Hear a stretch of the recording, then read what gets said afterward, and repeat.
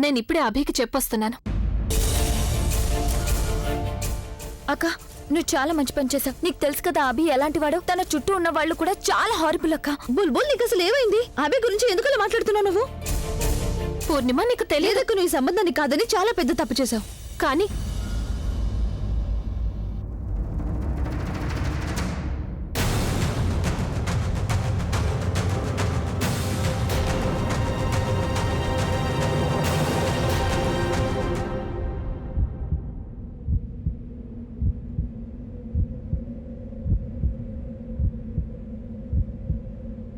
ప్రజ్ఞ, పూర్ణిమ చెప్పేదంతా నిజమేనా? అమ్మా, అమ్మ నేను నీకు ఎందుకు వద్దన్నావు? ఎందుకు పెళ్ళొద్దని చెప్పొచ్చావు? అబ్బాయి బాగా సంపాదిస్తున్నాడు, పైగా పెద్ద సింగర్. వాళ్ళ నాన్నమ్మ స్వయంగా నీకోసం సంబంధం మాట్లాడడానికి మన ఇంటికి వచ్చారు. నీ ఫోటో చూసి నిన్ను ఇష్టపడ్డారు. నువ్వెందుకు నీ తలరాతం చేతులారా నాశనం చేసుకుంటున్నావు? మేమెప్పుడు నీ మంచి కోరుకుంటావని నువ్వెందుకు అర్థం చేసుకోవడం లేదు? నీకైతే వాళ్ళ నాన్నమ్మ ముందే తెలుసు కదా, ఆవిడ ఎన్నో ఆశలతో సంబంధం మాట్లాడడానికి వచ్చారు. కానీ నువ్వెందుకు వద్దని చెప్పొచ్చావే? ఏదైతే చేసిందో మంచి చేసింది. ఏదో గందరగోళం ఉంది. నాకు వాళ్ళ గురించి బాగా తెలుసమ్మా. తప్పకుండా ఏదో ప్లాన్ వేసి ఉంటారు. ఒక్కటే జనంటేనా? మధ్యలో మాట్లాడుకో బుల్బుల్. నీకు అభి గురించి ఏం తెలుసు అసలు? వాళ్ళ నాన్నమ్మ కంటే ఎక్కువ తెలుసా? చూడు ప్రజ్ఞ, తన మాటలు పట్టించుకోక. అతను చాలా మంచి అబ్బాయి. కానీ నువ్వెందుకు పెళ్ళొద్దని చెప్పావు? కనీసం నువ్వు నన్ను అడిగి ఉండాల్సింది కదా. ఒక్క మాటైనా అడగాలి కదా.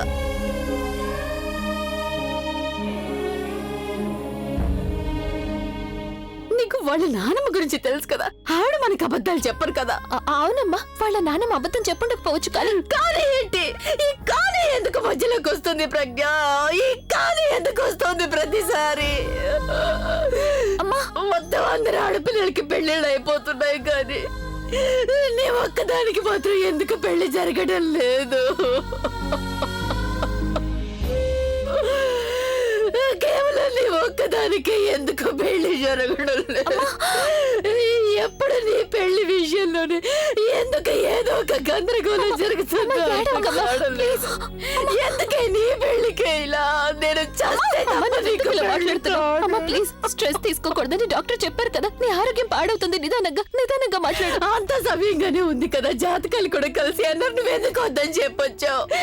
నేను ఎప్పుడు ఆ భగవంతుడిని ఒకటే కోరుకుంటూ ఉంటాను. ఒక్కటే కోరుకున్నాను, ఆ ప్రజ్ఞకి పెళ్లి జరగాలని. కానీ లేదు, ప్రతిసారి ఏదో ఒక సమస్య వస్తూనే ఉంది. ఈసారి అంత సమయంగా ఉందంటే నువ్వే వెళ్ళి చెడగొట్టుకొని వచ్చావు. నాకు అసలు అర్థం కావడం లేదు ప్రజ్ఞ, నీకెప్పుడు పెళ్లి అవుతుందని.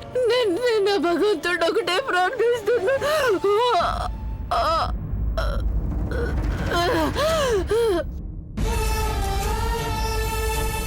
అమ్మ లేమ్మా. అక్క, నువ్వైనా చెప్పు అమ్మకి నువ్వైనా చెప్పక్క. ఈ వారంలో ఇది రెండోసారి. ఇంకోసారి ఇలా జరగడం ఆవిడ ఆరోగ్యానికి మంచిది కాదు. మీరు ఒకసారి నాతో బయటికి రండి. నేను అమ్మ కోసం జ్యూస్ తీసుకొని వస్తాను. పద పూర్ణిమ.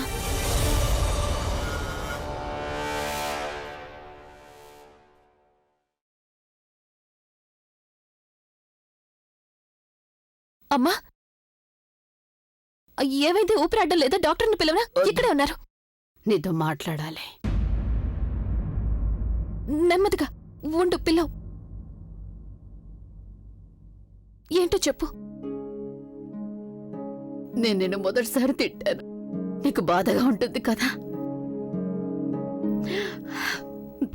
కొంచెంగా నువ్వు పెద్దదనం అవుతూ ఉంటే నీ పెళ్లి గురించి కూడా నా కలలు పెరుగుతూ వచ్చాయి ప్రజ్ఞ.